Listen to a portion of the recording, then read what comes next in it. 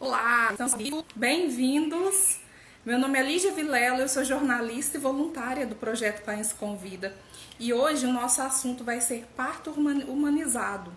E a nossa convidada de hoje, ela é professora universitária, ela é escritora e é arquiteta, além de mãe. E o nosso papo então vai ser com a Mariana Costa. Oi Mariana, já vi que você entrou, vou te chamar aqui.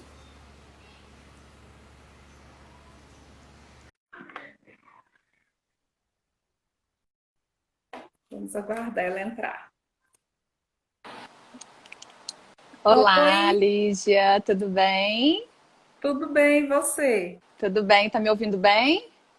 Tô sim, tá me ouvindo direitinho? Sim.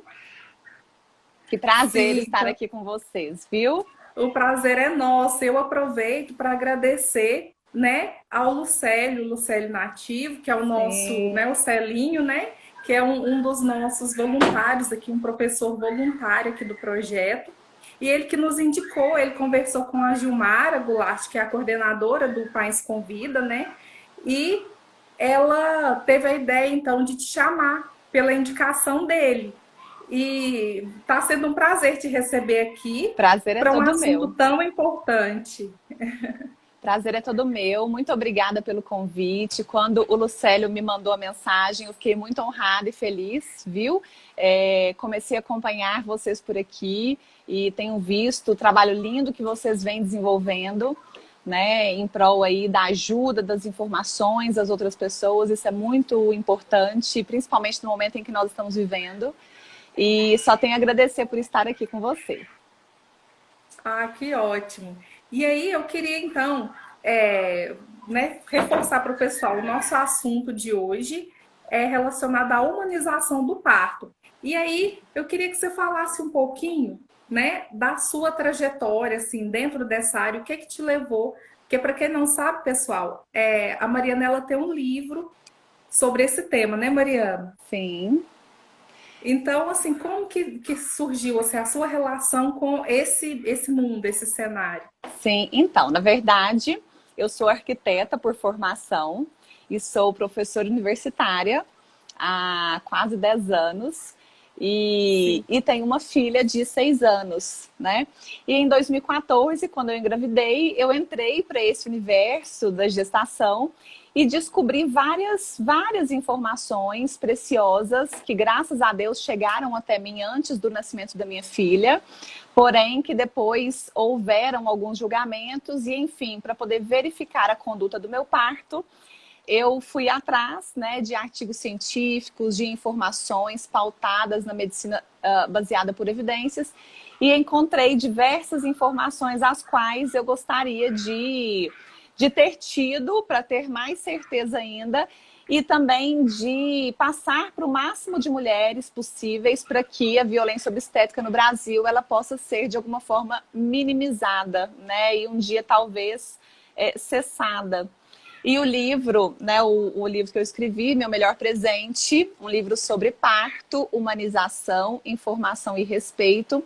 É um livro também que fala muito sobre planejamento gestacional, não somente sobre parto, né? Fala sobre desde o dia em que a gente descobre que nós estamos grávidas até o momento do parto. E é importante dizer que o neném, que na verdade o ser humano, ele já começa a formar, né, o seu subconsciente, as suas lembranças, o seu lado emocional dentro do seu cérebro, ainda no ventre da mãe. Então, todo esse planejamento gestacional e toda esta preparação para o parto é de fundamental importância para que o bebê ele possa ir vir a ser um adulto feliz, né? Porque pode haver traumas também durante o parto que pode afetar a vida adulta de um bebê. E isso já foi comprovado pela epigenética, pela neurociência, né? Então é uma informação extremamente valiosa que nós precisamos disseminar. E minha Sim. área é arquitetura, mas como eu sou professora e eu tenho muito interesse, né, em sempre estar buscando e me informando em tudo que envolve a minha vida, eu resolvi buscar então sobre essa questão do parto e enfim tive meu livro como um resultado dessa busca. Sim, e a gente percebe mesmo que, porque eu fotografo gestantes e recém-nascidos, né? Então é um universo que, apesar de eu não ter filhos, eu convivo com muitas mães. E a gente observa que realmente existe uma escassez de informação, porque, na verdade, a gente fica. Não sei se seria a palavra correta, mas a gente fica refém do que os médicos nos falam nos consultórios. E às vezes é uma consulta rápida e que ele não tem ali aquele tempo de explicar detalhadamente os tipos de parto, assim, a fundo. E tem outras questões que às vezes a gente vê alguns questionamentos até financeiros mesmo, do porquê de muitos médicos preferirem a cesárea, por exemplo, do que o parto normal. A gente sabe que tem essas questões, mas assim, independente disso, só a consulta em si já é realmente muito, muito rápido, um contato muito rápido, né, com esse assunto. E Sim. como que foi para você para conseguir construir esse material para elaborar um livro, assim? Na verdade, antes de falar do livro, vou falar um pouquinho sobre a minha experiência, né? Sim. Na época que eu engravidei, eu morava em Belo Horizonte. E aí eu trabalhava em BH e também em Formiga. Hoje eu moro em Formiga, trabalhando em For.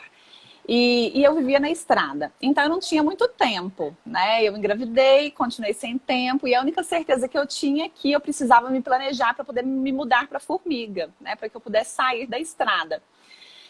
E até o 8º mês, a minha vida ela se pautou na organização, né, desse processo gestacional, porém pensando muito na questão do quartinho de neném, né, e jamais imaginei organizar o meu parto, porque para mim era óbvio que eu teria cesariana na minha cidade natal, em Uberaba, na casa dos meus pais, e com total apoio da minha mãe, que é fundamental na minha vida, ela é muito minha amiga, sim, sempre foi, sempre será. E aí comecei a pensar muito na questão do quartinho e não pensei nada no parto. E aí em julho, esperei entrar julho, né? Eu já estava no 8º mês de gestação. E aí eu fui buscar um curso para poder fazer, um curso de gestantes. Aqueles cursos que a gente aprende a trocar, né, a perceber o comportamento do bebê, porque eu não tinha a vaga ideia de como que seria este universo da maternidade. E aí tentei um curso em Formiga, na época era Copa do Mundo, não encontrei. Busquei um curso em Uberaba, não encontrei. E na época eu encontrei um curso em Ribeirão Preto, que fica próximo de Uberaba.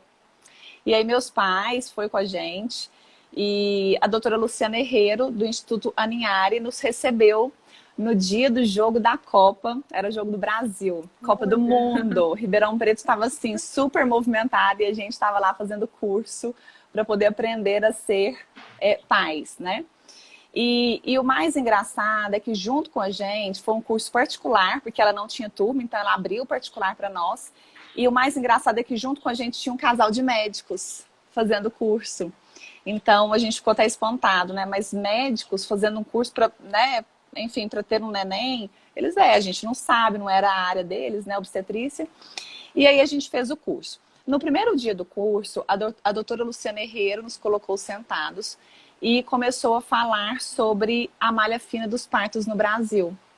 Então, assim, eu fui para o curso achando que eu ia aprender a trocar fralda, a alimentar, né, aprender um pouco sobre amamentação. E ela que é médica, começou a nos explicar sobre a malha fina da cesariana no Brasil. Ela nos esclareceu, né, de que o Brasil é o 2º país no ranking mundial de cesarianas, de que a cultura tecnocrata que induz a cesariana nas mulheres no Brasil é muito forte. Ela falou um pouquinho sobre a violência obstétrica, que há um alto índice de violência obstétrica no Brasil hoje. A gente não sabe os índices até então. Né, depois que eu fui escrever meu livro, eu descobri que de cada 4 mulheres, uma mulher sofre violência obstétrica no Brasil. Né, e somente no ano de 2019, o termo violência obstétrica foi institucionalizado pelo governo federal. Então, enfim, a doutora Lu Herrero é a melhor pediatra. Ai, que legal, Hélida. Sim, amo demais a doutora Lu Herrero. E aí, então, ela começou a falar sobre parto. E aí meus pais estavam com a gente e tal, e eu comecei a, né, eu fiquei com a pulga atrás da orelha. Então pensei, gente, eu preciso pensar sobre o parto. Até então eu não tinha pensado. Então, no 8º mês de gestação, eu comecei a refletir sobre o meu parto e mudei de ideia drasticamente. Então eu fui buscar uma doula, achei a Rebeca em Divinópolis, procurei, fui no meu obstetra, né? Informei a ele que eu gostaria de ter um parto mais respeitoso e ele não foi recíproco nessa decisão, ele era muito incisivo na cesariana, ele falava sobre o parto normal, mas a gente via que ele queria, que ele estava caminhando para uma cesariana. Mas ele também deu carta branca para a gente procurar outro profissional, e foi isso que a gente fez. E aí eu encontrei um médico que trabalhava mais nessa área de humanização, porém em 2014 a humanização ainda não era tão disseminada, então por mais que ele trabalhasse na área da humanização, estava ali no comecinho, né?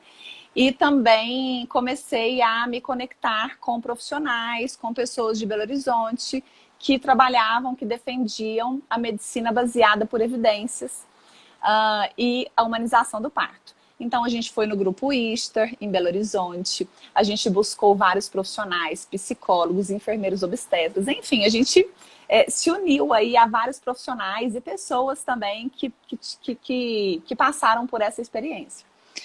E aí, cheguei aí já estava na última semana e a Maria não deu nenhum sinal. E até então eu estava assim, finalizando o planejamento de um parto humanizado, porém eu acreditava que até então seria no hospital.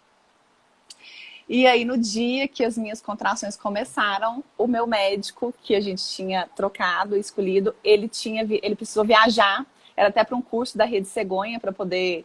Ele estava fazendo o curso de humanização do parto pela Rede Cegonha do SUS, e ele não estaria na cidade. Eu pensei, meu Deus, o que eu vou fazer?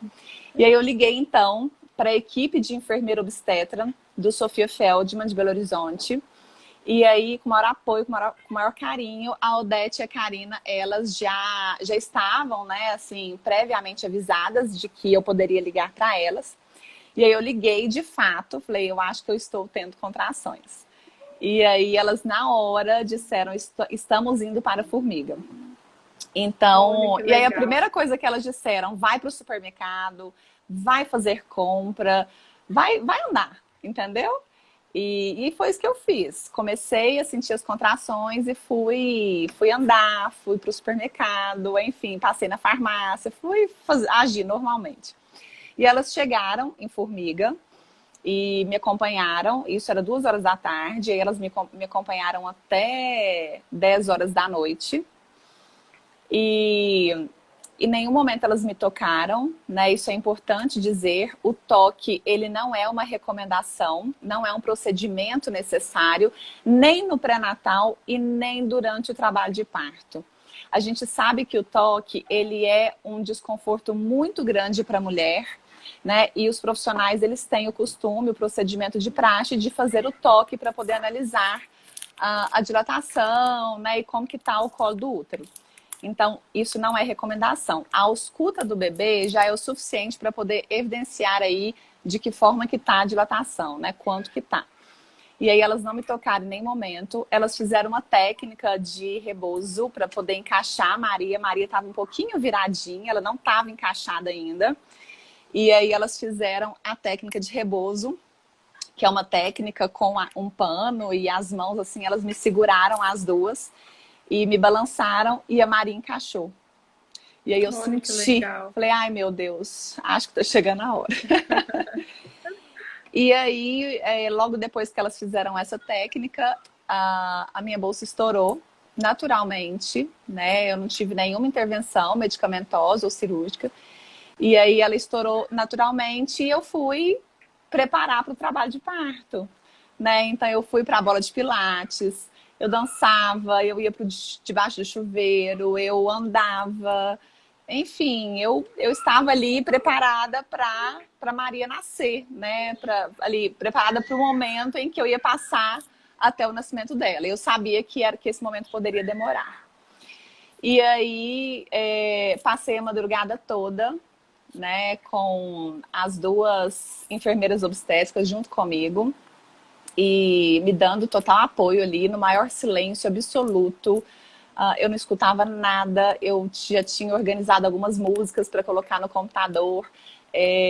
A gente organizou todo o banheiro, né, para que tivesse com a luz penumbre e para que não ofuscasse os olhos do bebê, da Maria no caso.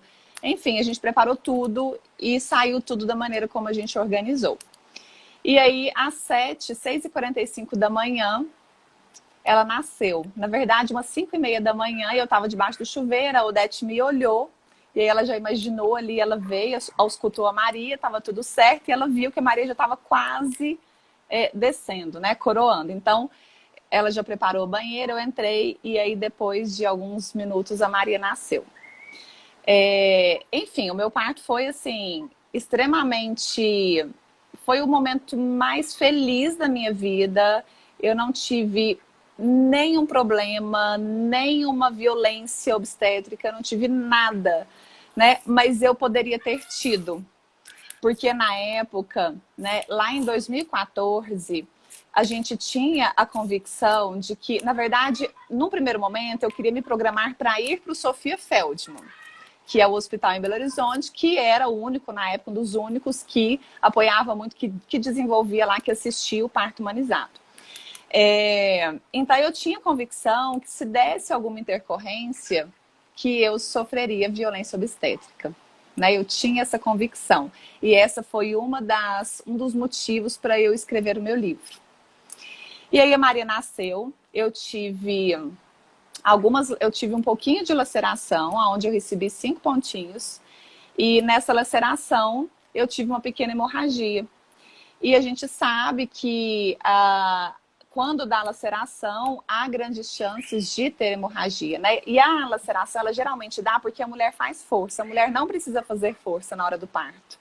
E eu estava já impaciente, cansada no final ali, aí eu fiz muita força e eu adiantei a saída dela. E na verdade a gente não precisa fazer isso, né? O neném ele sai na hora dele e a gente não precisa fazer força. Então tem aquela cultura de que os médicos ficam, né, em cima da mulher fazendo força para sair. Isso só piora a situação da mulher, só piora o nascimento, enfim, só piora o processo. E aí eu tive essa laceração, tive uma pequena hemorragia e é de praxe, quando acontece isso, os profissionais administrarem a ocitocina sintética, que é o hormônio sintético, né, para poder induzir a contração, para a saída da placenta e para inibir, induz a contração e inibe a saída do sangue. E aí elas administraram a ocitocina sintética. E aí, após isso, o sangramento ele parou e a gente seguiu a vida normal. Eu fui até o laboratório para poder fazer lá o exame, né, ultrassom, para ver se o útero estava íntegro, estava tudo íntegro. Enfim, correu tudo bem. E aí, o importante de se dizer é que depois do parto, houveram vários questionamentos, vários julgamentos, várias opiniões diversas sobre a minha conduta, né? Eu sou professora universitária, os médicos já me conheciam, né? Porque eu já tinha ido em um dos médicos. Eu cheguei a ligar para um médico depois do meu parto, porque eu queria que ele me avaliasse, ele não quis me avaliar. Ele se negou, né, esse atendimento de avaliação. E a gente fica insegura, né? Então eu pedi para avaliar, para ver como é que estava, só para a gente ter certeza. Mas aí a doutora Fabiola também, ela olhou e falou: Mariana, tá perfeito, seu útero tá perfeito, tá íntegro, tá ótimo. E aí, quando a Maria fez todos os exames, né, não foi pingado o nitrato de prata no olhinho dela. A gente sabe que hoje no Brasil ainda se pinga o nitrato de prata, que é um colírio para poder amenizar, diminuir a probabilidade do neném pegar a gonorreia da mãe. Mas hoje, raramente uma mulher tem a gonorreia no Brasil, né? E é importante que a mulher faça raramente não, pode acontecer, mas é importante que a mulher faça esse exame antes de ir para o parto. Se não tiver, não precisa pingar o nitrato de prata, porque traz algumas consequências para o neném ali no início, né, nos primeiros dias. Então, a Maria também não recebeu nitrato de prata, ela recebeu todas as vitamininhas, ela não foi aspirada, né? A aspiração também é um procedimento que, para alguns médicos, é considerado muito invasivo, né? Alguns comparam até ao estupro. É muito doloroso para o bebê. E isso é um procedimento de praxe que se faz dentro de um hospital, geralmente. Então, enfim, a Maria passou pelos procedimentos necessários depois do parto e a gente levou ela no pediatra. Quando a gente chegou no pediatra, eu gosto muito desse pediatra, ele é o pediatra da minha filha. Ele colocou a gente, ele perguntou como é que foi o parto, eu falei que foi em casa e tal. E aí ele começou a falar muita coisa. Sabe, assim, questionar e julgar e falar que a gente foi irresponsável, enfim. E aí eu fiquei com aquilo na minha cabeça e fui buscar, então, artigos científicos, fui buscar profissionais, voltei para o grupo ISTA, fui conversar com profissionais da obstetrícia. E aí eu encontrei um artigo da Universidade Federal do Rio Grande do Sul que fala, que comprova que de cada 4 mulheres, uma mulher sofre com a violência obstétrica no Brasil e a maioria delas sem saber. A maioria das mulheres só ficam sabendo depois do parto, né? E aí eu resolvi então escrever o livro para poder, primeiro, para poder informar a minha filha, porque um dia ela pode querer ser mãe, né? Então todas as informações que eu queria ter tido e que eu tive, muitas, graças a Deus, eu quero passar para ela. E também para as minhas alunas, né? E para as mulheres às quais eu convivo, enfim, para o máximo de mulheres. Porque é muito importante dizer que o Brasil é um país extremamente tecnocrata, né? Que induz muito a cesariana. Hoje no Brasil, o lado do médico também é muito difícil, porque ele ganha a mesma coisa para fazer uma cesariana e para ficar esperando, aguardando a mulher ali a ter o seu parto normal, né? Para o médico também não é algo fácil de incorporar na vida dele, né? A gente entende isso. E é um sistema que coloca a mulher muito nessa situação de refém mesmo, sabe? Do momento mais importante da sua vida. Então, e hoje é importante dizer também que a violência obstétrica, ela atinge na maioria das vezes, as mulheres menos favorecidas economicamente, né? E as mulheres negras. Então, que são geralmente mulheres que não têm voz. Então, eu resolvi dar a voz um pouco para essas mulheres e buscar também, né, um incentivo, de certa forma, com o meu livro, para que haja uma disseminação de partos mais respeitosos no Brasil. Né? E eu acho que esse é um assunto de extrema relevância. Hoje nós já temos profissionais em Formiga que estão atuando com a humanização do parto, né? A doutora Marcela. A gente já vê mais os hospitais mais equipados, né? Aqui em Uberaba já tem hospitais sendo preparados para o parto humanizado nos quartos, né? O Mário Palmeri está organizando aqui para poder receber as mulheres para o parto no quarto. Já não tem mais aquela cultura tão estabelecida de que o parto tem que ser numa sala cirúrgica, com aquela sala fria, aquela luz fria, né? Aquele ar-condicionado, onde o bebê ele vai sair, e aí o médico vai pegar ele assim, e aí ele sofre, né? Isso é muito importante de dizer. É um ser humano, né? Então, ele tem que estar em temperatura ambiente, ele tem que ir para o colo da mãe imediatamente, né? E no meu livro, eu falo também sobre a cesariana humanizada. Então, eu não sou uma ativista do parto normal, né? Eu sou uma ativista da humanização do parto. E a humanização, ela não se refere ao parto, ela se refere à informação e ao respeito à mulher. Então, no meu livro tem um capítulo que fala sobre a cesariana, né? Que as cesarianas também podem não ser ruins. Existem cesarianas humanizadas, né? Sim. É importante frisar isso, né? Porque a gente vê que, às vezes, em alguns casos, realmente é necessária a cesariana, E a mulher pode se sentir mal por não ter conseguido ter um parto normal, o Sim. parto natural, né? E é importante saber que mesmo com a cesariana, é possível que essa cirurgia seja humanizada. Sim, com certeza. E é importante também falar, Lígia, que hoje não sempre, né? Nenhuma mulher é mais mãe ou menos mãe pelo parto que teve, né? O parto, ele pode ser uma opção, como ele pode ser uma necessidade, né? A escolha do parto ou a possibilidade de não escolher também. E é importante dizer que a cesariana ela é extremamente importante. Ela é um procedimento que foi criado para salvar vidas. E só que ela não pode ser colocada em primeiro lugar como a opção principal da mulher, né? Às vezes a mulher ela chega no consultório médico e a primeira coisa que é falada para ela é a marca do bebê. Existe né? Isso é moda, né? Ai, qual que vai ser a marca do bebê? O bebê não tem marca. O bebê ele escolhe a hora que ele vai nascer. E essa escolha do bebê é extremamente relevante, porque isso evita com que o bebê tenha na sua fase adulta, né, doenças que talvez ele poderia manifestar devido à sua saída prematura do ventre da mãe. A gente sabe que o pulmão é o último órgão a ser formado. Então, e na época, a família toda do Alexandre tem asma, né? A família toda ele tem.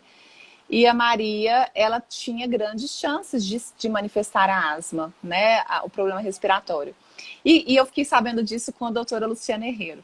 E aí, quando eu soube disso, eu fiquei mais motivada ainda em buscar o parto humanizado, natural, na hora dela, porque realmente isso, ela não tem nada hoje, né? E eu acredito muito que isso possa ter sido devido ao fato de que ela veio na hora certa. Sim, Então, é muito importante. Agora, tá tudo certo se a mulher não quer ter o parto normal, né? Isso não é uma imposição, isso não pode ser uma imposição. Inclusive, no livro eu falo muito sobre o respeito à escolha da mulher. Né? A mulher é que precisa escolher de que forma que ela quer ter o seu filho, né? Enfim, de que forma que ela quer passar por esse momento, que é um dos momentos mais importantes da sua vida. Isso tem que ser uma escolha dela. Se for a cesariana, tá tudo certo.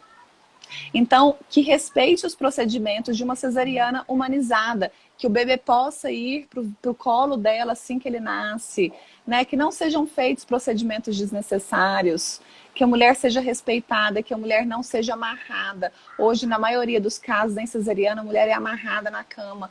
Isso não precisa, né? Então, no livro, eu coloco um pouco sobre as recomendações da Organização Mundial da Saúde, por exemplo, para uma cesariana.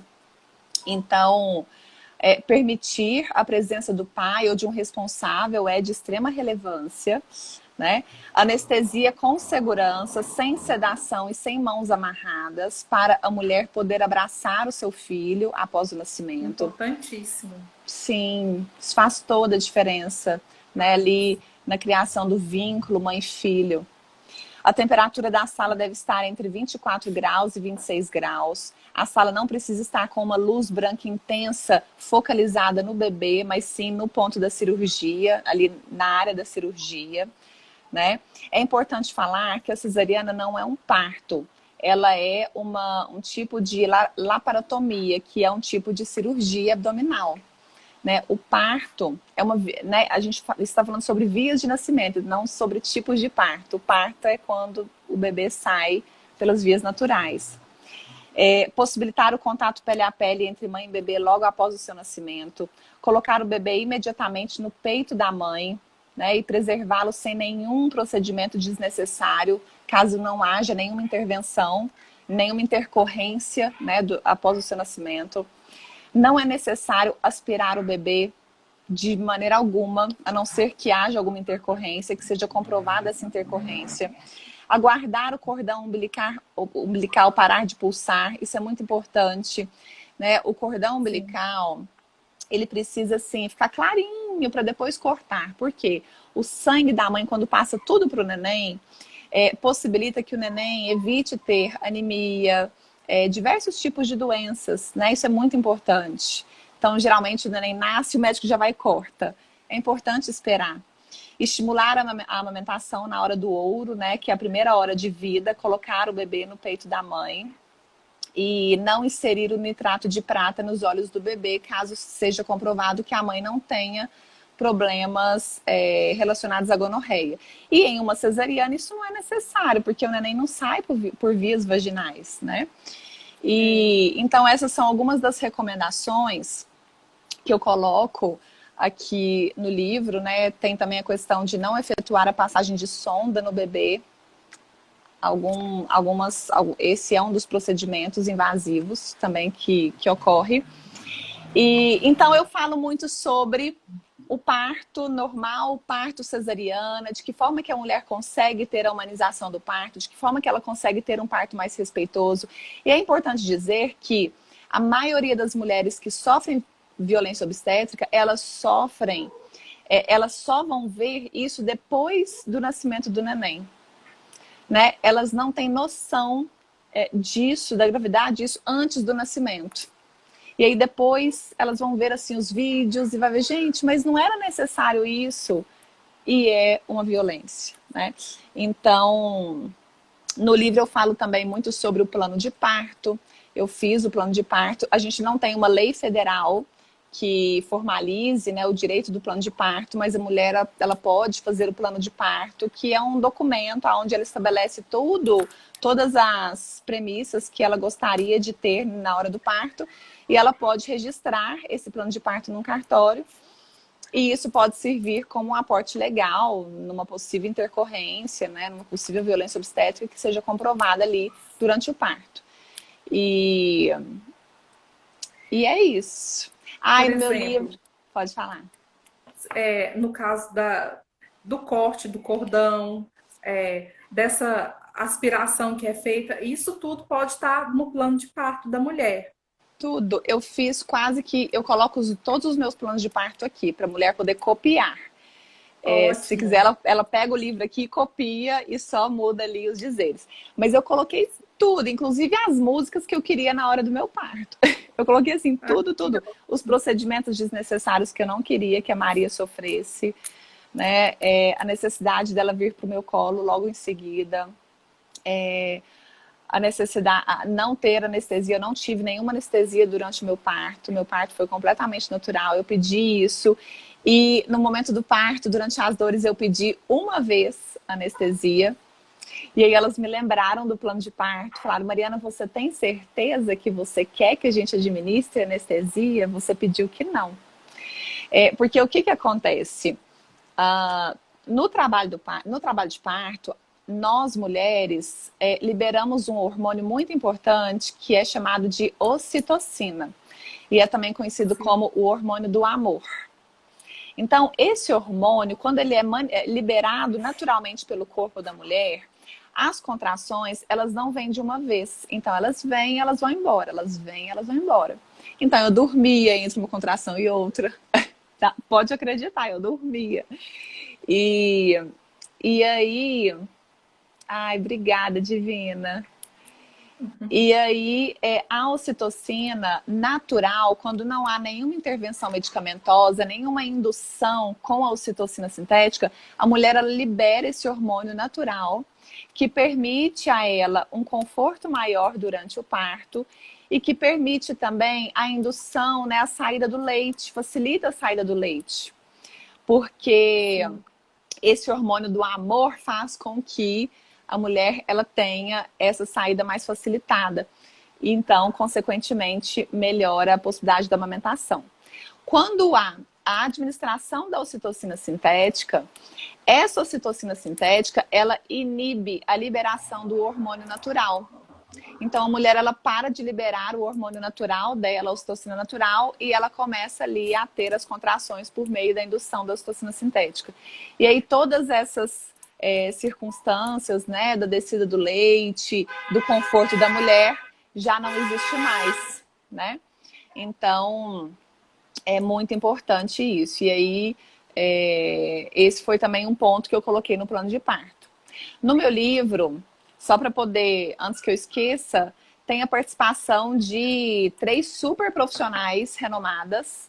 A Lucilene Caetano, que todos devem conhecer, ela é jornalista da Band, ela apresenta o Band Esportes. Ela conta também o relato do parto dela no meu livro. A Thaís Vilarinho, que é autora do livro, autora do livro Mãe Fora da Caixa. Ela foi best-seller em 2019. E a Verônica Christmans, que é uma doula no Rio Grande do Sul e é também uma ativista, uma palestrante do parto humanizado. E a dona do prefácio é a doutora Luciana Herrero, né, que eu tanto tenho aí a agradecer por tudo que ela fez por mim. Se não fosse por ela, eu não teria escrito o livro, não teria tido o parto que eu tive. E é importante dizer também para a mulher o seguinte, não tenha medo de discordar do profissional.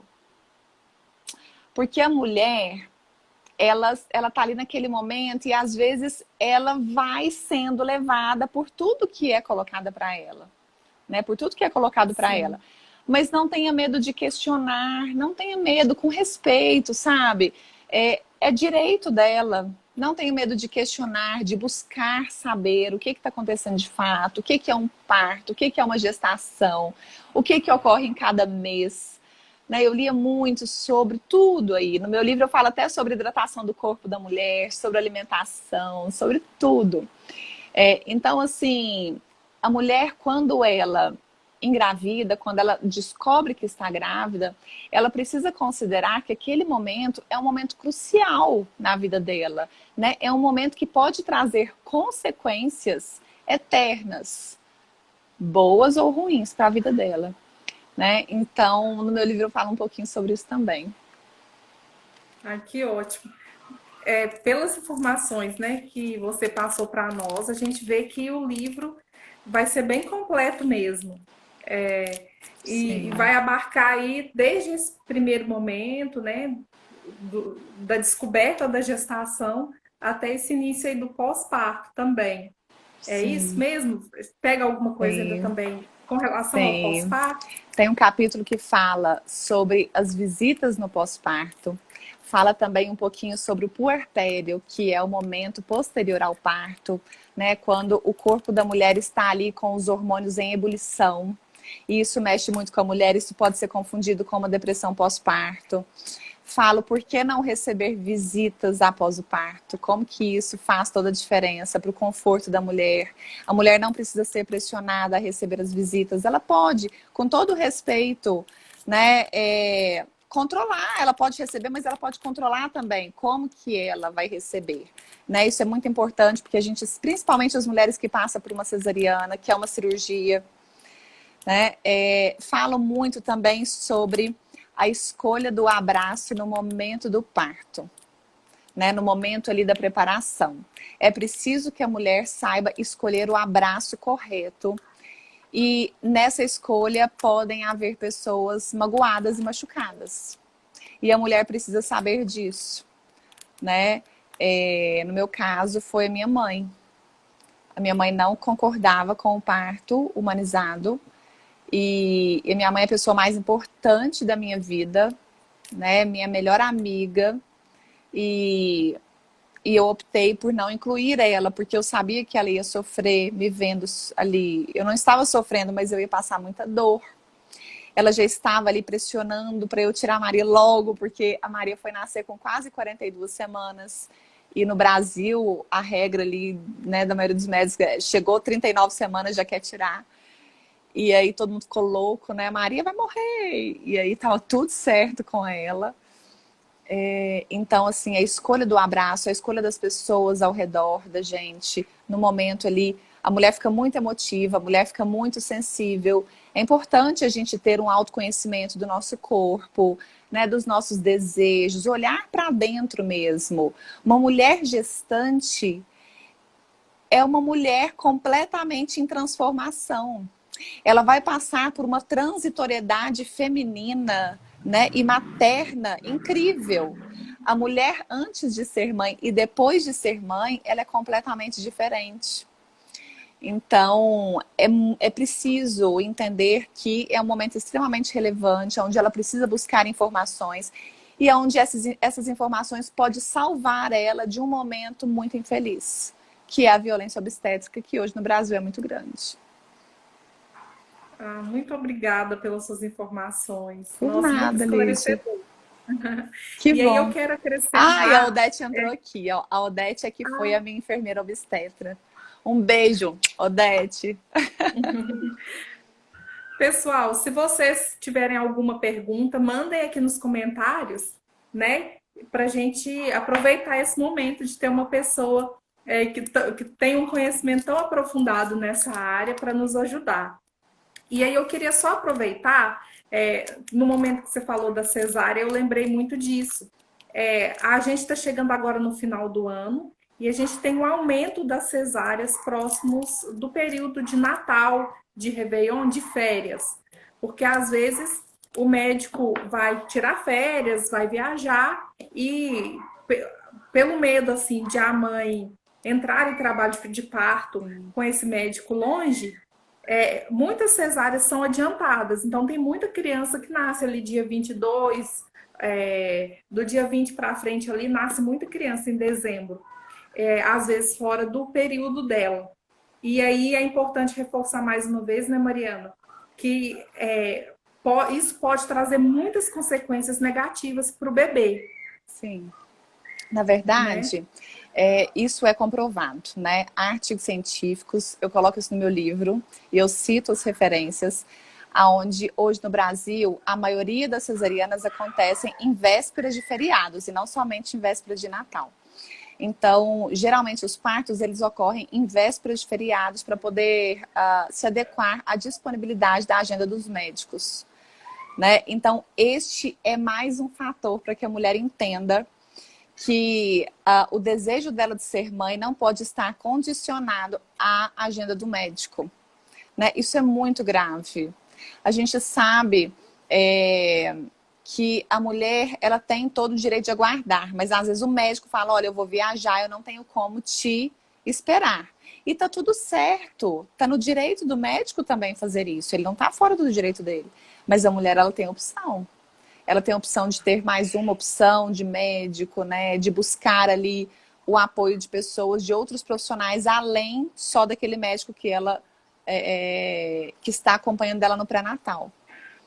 Né? Na minha época, eu achei que eu estava sendo assistida por 2 médicos, porque eu considerei ainda que aquele médico cesarista, né? A gente fala cesarista, que é o que faz muita cesariana, que ele também fosse o meu médico, porque ele me atendeu ali boa parte do meu pré-natal. E aí, quando ele ficou sabendo que a Maria nasceu em casa, ele se negou, né, a avaliar, assim. E tá tudo certo também, né? Eu acho que são escolhas, né, do profissional, mas eu acho que a mulher ela precisa estar ali encorajada, informada, que então ele não me avaliou, mas eu busquei uma médica que era amiga, inclusive, da nossa família, nossa, e que me atendeu de pronto, né? E ela trabalha com ultrassom, então ela já fez, já viu que estava tudo certo. Mas é muito importante, né? Que a mulher ela busque um aporte profissional maior que dê a ela mais segurança, né? Isso, eu acho que a mensagem que fica é essa, a importância da informação. Porque a Sim. mulher munida da informação correta, sem esses desvios que às vezes podem acontecer por parte do médico ou do profissional que estiver atendendo, de às vezes tendenciar para o que ele acredita, né? A Sim. mulher precisa buscar outras formas de se informar para ela entender o que ela acredita e o que ela gostaria que acontecesse com ela, Sim, e né? no meu livro eu falo muito, eu explico o que é a MBE, a Medicina Baseada por Evidências. A medicina baseada por evidências, ela foi criada lá na década de 80, em 1980, aonde uma equipe, um comitê médico de vários países se juntaram e começaram a investigar condutas médicas que não eram pautadas em evidências científicas. Isso de um modo geral, não só na obstetrícia, né? E aí eles encontraram que há a recomendação de remédios desnecessários, de exames, procedimentos muito desnecessários. e com um agravamento na área da obstetrícia. Então, a medicina baseada por evidências, ela existe, ela contradiz, né, esta cultura tecnocrata exacerbada que alguns médicos exercem, né, no ser humano, de um modo geral, não somente nas mulheres gestantes. E ela estuda muito sobre essas condutas. Então é importante também saber disso. E tem uma trilogia que são um conjunto de filmes que chama, na verdade são documentários que chamam O Renascimento do Parto. Isso, 1, 2 e 3. Onde vários profissionais, né, médicos, enfermeiros obstetras, antropólogos, psicólogos, falam muito sobre essa questão. Então, eu assisti, na minha época eu só tinha assistido o Renascimento do Parto 1, hoje já tem até o 3, e eu recomendo super que as mulheres também assistam essa trilogia. Além dos relatos, há as informações de grandes profissionais que explicam de forma muito clara sobre tudo que a gente está discutindo aqui. Sim. E, Mariana, eu queria aproveitar então e te perguntar com relação ao seu livro, né, que também vai ser uma fonte excelente para mulheres que precisam buscar essas informações, porque já está tudo ali reunido de uma forma bem objetiva, assim. É uma forma de poupar o caminho, assim, de ficar buscando uma coisinha aqui, outra ali, já vai estar tudo Sim, num tá lugar tudo no só. livro. Sim. Isso. E como que a gente faz para ter acesso a esse livro? Como que é a venda dele? Então, o livro, ele foi lançado agora pelas redes sociais, mas já era para ter sido lançado. O lançamento dele vai ser feito pessoalmente num evento em São Paulo, em maio do ano que vem, né, no maior evento de maternidade do Brasil, que é o 6º Seminário Internacional de Mães, onde vão ter várias palestras com o Leandro Carnal, com a Sophie Derram, né, de vários profissionais internacionais. Então eu vou lançar ele nesse seminário, que vai acontecer no dia 30 de maio, no Maxold Plaza, em São Paulo. E caso as pessoas já se interessem, já comprar, ele já está disponível para venda no site www.meumelhorpresente.com. Ah, que ótimo. E aí ele é físico ou ele tem o PDF também? Como Ele que é funciona? físico. Por enquanto ele é Ah, só que ótimo. físico. Ah, eu prefiro, eu gosto, Sim, eu sou antiga, eu gosto de ler coisas no papel mesmo. sim. Quando, após o lançamento dele, talvez pode ser que a editora coloque como o e-book, né? Sim. Mas antes do lançamento só físico. E quem Ah, comprar pelo que ótimo. site pode escolher o livro autografado também, com Ah, que dedicatória. legal. Muito bom. Então, eu quero te agradecer mais uma vez, né, pela sua disponibilidade, por todas as informações trazidas. E aí eu queria que você deixasse, então, um recado, né, final para o pessoal, para as mulheres que estão nos acompanhando e que depois vão nos acompanhar também no YouTube, no Facebook. E esse vídeo também vai ficar gravado aqui no IGTV do Instagram. Sim. Bom, gostaria primeiramente de te agradecer, né, a você, a Gilmara, pelo convite, a Lucélio. Muito obrigada, fiquei muito feliz, muito honrada. E gostaria de... A minha mensagem é: informe-se antes de dar à luz, né? A todas as mulheres gestantes e a todas as mulheres que têm o sonho de ser mãe. Eu sempre tive o sonho de ser mãe. Eu amo ser mãe, né? Eu amei a minha gestação. Eu amei cada minuto, eu amei a minha barriga, eu adorei tudo, né? Eu me cuidei e, na verdade, a gente se cuida, a gente não se cuida também, porque eu engordei muito na minha gestação, mas tá tudo certo, eu adorei. E é muito importante quando a mulher passa por esse momento de forma feliz, porque a gente sabe que muitas mulheres também não têm uma gestação feliz e não têm um parto feliz. Então, para minimizar, né, diminuir, cessar qualquer infelicidade durante o parto, durante a gestação, busquem informações, né? A informação, ela te salva de momentos desnecessários e infelizes. E o livro, ele pode ser um veículo que vá te dar essas informações. Então é isso, eu desejo aí toda luz e felicidade para todas as mulheres que queiram ser mãe um dia e que estão grávidas. Isso. Então, eu agradeço então mais uma vez a sua presença, agradeço a presença de todos e compartilhem, pessoal. Essa live vai estar gravada, compartilhem com mais mulheres para que essa informação chegue para todo mundo. Muito Então, muito obrigada, viu, obrigada, viu, Lígia? Mariana? Muito obrigada. Um beijo grande para vocês, viu? Um beijo.